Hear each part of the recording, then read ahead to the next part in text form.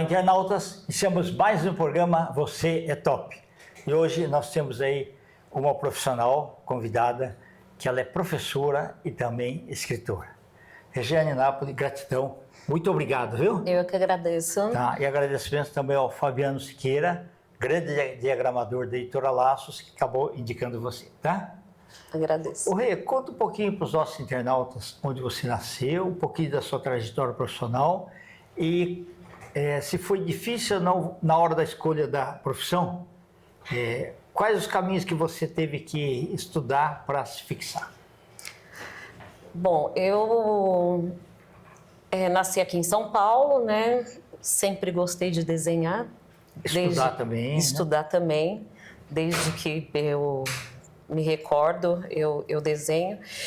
E o meu caminho foi, vamos dizer assim, de encontro com o que eu sou hoje, né? Então eu fui fazer faculdade de artes plásticas. Ok. Antes eu tinha feito magistério, eu não tinha intenção realmente de dar aula, mas eu acabei me apaixonando pela profissão. Bacana. Né? E aí depois fiz a minha formação em pedagogia e tracei outros caminhos aí, junto com isso na área da literatura, né? Perfeito. Eu gosto de escrever histórias para crianças, eu trabalho com crianças, então é onde a gente pode mexer com o imaginário, né? E junto com isso fui estudar neuropsicopedagogia, psicopedagogia, neuropsicologia, fui entender um pouquinho esse mundo de como o cérebro processa a questão da leitura. Então, está comprovadíssimo que você não era exatas, não era biológica, não era tecnológica também. Era humana às vezes, né? Pois é. Bacana. Fui direto nessa área. E hoje eu tenho um projeto, né, que eu pretendo fazer o mestrado e é totalmente voltado com a questão da leitura, de como o cérebro processa a questão da leitura, né? Quando as crianças... porque não é uma coisa muito fácil, né? Verdade. Não é uma coisa nata do ser humano ler.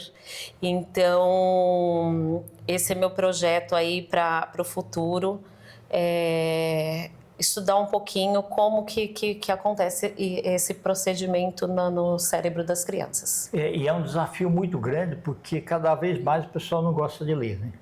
Exatamente. Então as imagens ajudam bastante. Exatamente. A questão das imagens, como eu tenho essa questão de desenhar sempre, enfim, Sim. e é a primeira identificação do ser humano em relação à visual, leitura, né? o visual. Né? Então a gente tem aqui a parte da visão, onde a gente faz a leitura do mundo, das imagens, enfim, para depois a gente, vamos dizer assim, mudar a estrutura cerebral para poder decodificar as letras, enfim, transformar isso em palavras e em textos. Bacana. E é interessante que, assim, nas aulas, é lógico que o fator principal é você ensinar, mas acaba aprendendo bastante com as crianças, não aprende? Aprende. Cada criança é única, né? Então Certo. A gente aprende todo dia, o tempo inteiro.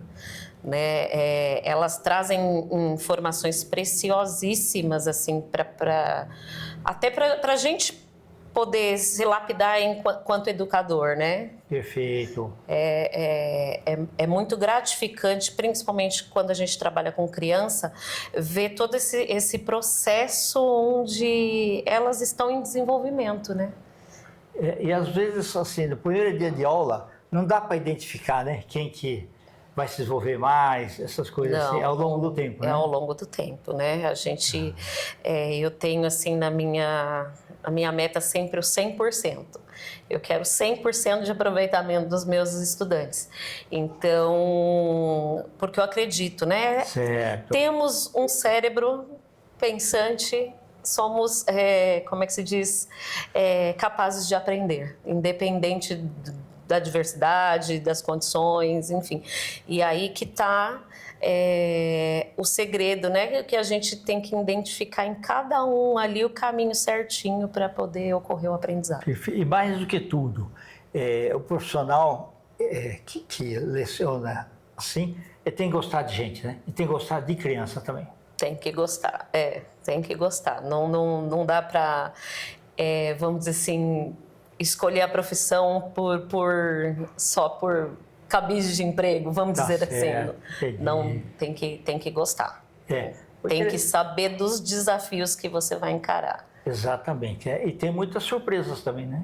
Tem as surpresas, assim, como a gente lida com criança, com pessoas, né? Então, cada dia é único, não tem como a gente prever, é uma surpresa. Qual a faixa etária que você normalmente trabalha? Eu trabalho com crianças de 6 a 10 anos. Ok, tá bom. Que já começa a ficar alfabetizado logo no começo, né? Exatamente. Que bacana. Exatamente. Eu trabalho com a área da alfabetização, né? E com foco no desenvolvimento da leitura. Que é pedagogia mesmo, né? Exatamente. Tá bom, maravilha. E quando que você descobriu que você poderia fazer um roteiro, você mesmo desenhar, você mesmo colorir para sair um livro? Então, eu tinha 11 anos de idade quando eu fiz o meu primeiro livro. Foi um desafio da escola. Parabéns. Um professor que deu essa atividade, enfim, e eu me joguei de cabeça. Eu realmente vi aquilo como algo muito importante. E aí eu escrevi e ilustrei também, né? Bacana. E assim, foi meio assim, que eu fiquei um pouquinho com vergonha, porque o meu trabalho era simplesinho. Eu cheguei na escola, todo mundo, os pais tinham comprado capas e feito aquelas... Um plástico assim, melhor. Exatamente. E eu fiz tudo à mão ali, eu mesma fiz. E aí me rendeu a melhor nota da sala, né? Eu tirei a nota máxima. E a professora, a princípio, meio que duvidou que tinha sido eu que tinha feito realmente. Parabéns, viu? Mas valeu a experiência. E aí depois, assim, eu tenho algumas histórias escritas, eu gosto de escrever, eu gosto de imaginar, né? Eu gosto de dar vida para os meus desenhos ou desenhar para dar vida para minhas histórias.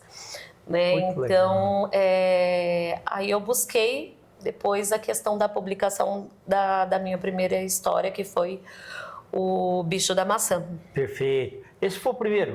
Foi o primeiro livro. Bacana. Foi o primeiro livro. E vamos fazer mais, né? Vamos fazer mais. Isso. Eu estou trabalhando aí, quem sabe aí esse ano aí a gente já consegue lançar o terceiro. Né? O primeiro livro eu foquei bastante na questão da ilustração digital.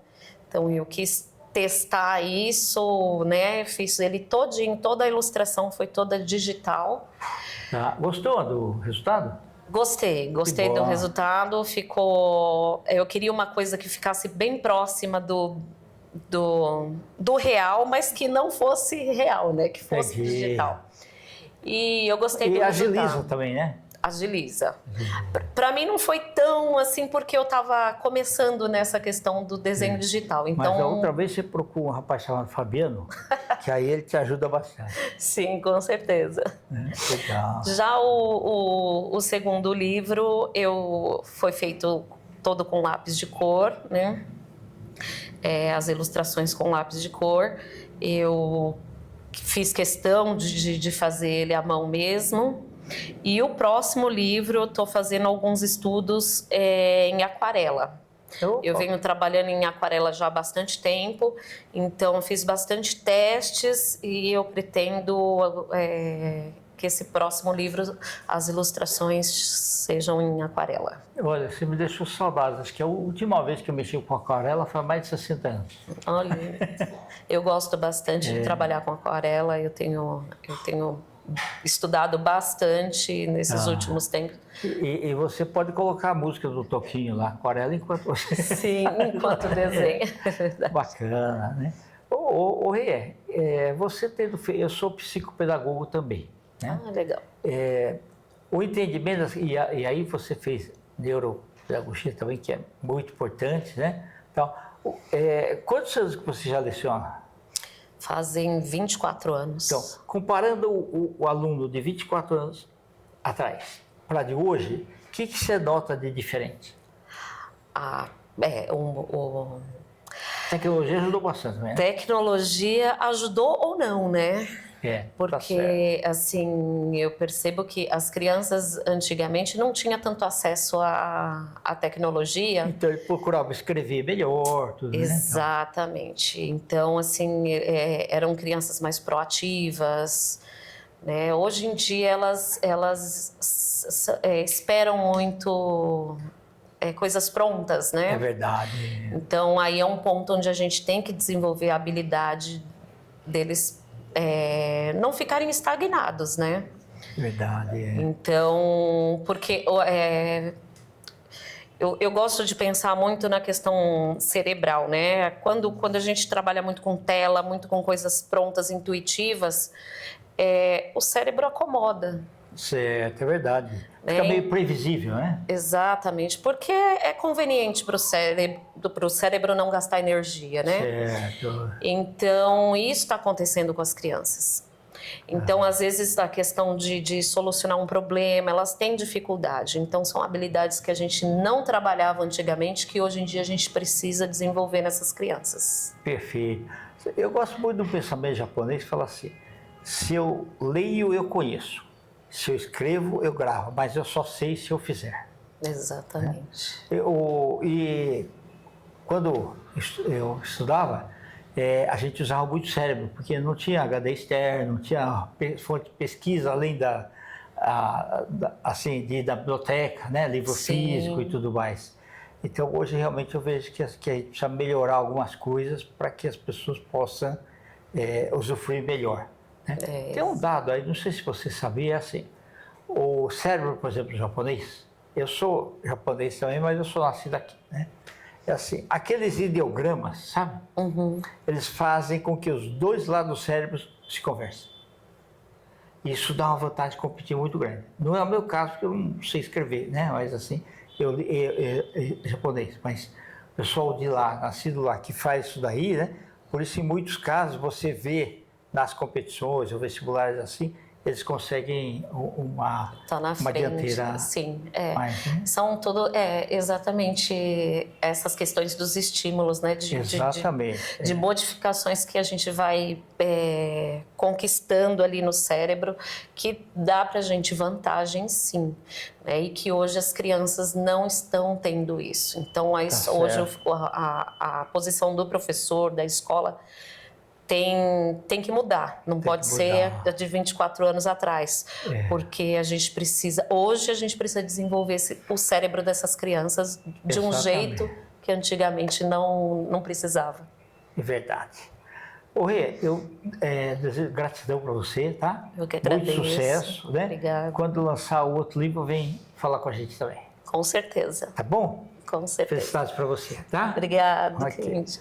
Internautas, com os agradecimentos então a essa fantástica professora, ilustradora, escritora, a Regiane Napoli, nós finalizamos mais um Você Top. Um grande abraço e até a próxima.